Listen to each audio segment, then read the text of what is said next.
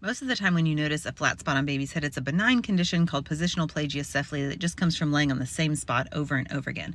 But there is a more serious condition called craniosynostosis, which would require intervention, and there are many different types.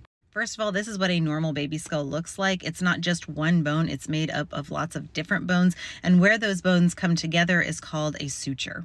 The sutures will close on their own in time, usually around the age of 1 year, but if they close too early, it can cause the condition craniosynostosis. The most common form of cranial synostosis affects the sagittal suture that runs down the middle of the head, and growth will still occur, but just parallel to that line. So babies will end up with a head that's kind of long and skinny. The second most common type of craniosynostosis affects the coronal suture that runs this way across the head. And you want to think of these as two separate sutures. Usually both aren't affected. It's just one side or unilateral. When one of these sutures closes early, it'll give babies a flat appearance to their forehead and an uplifted eye socket.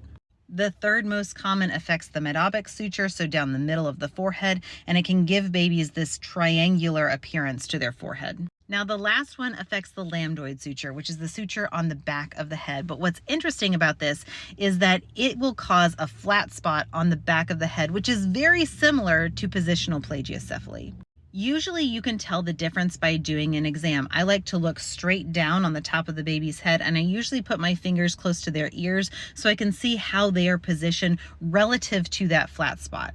When it's positional plagiocephaly, everything on that same side is pushed forward, so the ear is pushed forward, which is the opposite of what happens in cranial synostosis.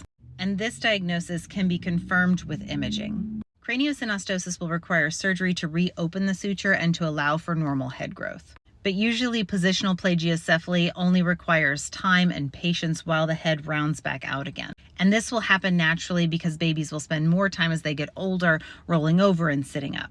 If you have concerns about a flat spot on the baby's head or their overall shape of their head, talk to your pediatrician about it.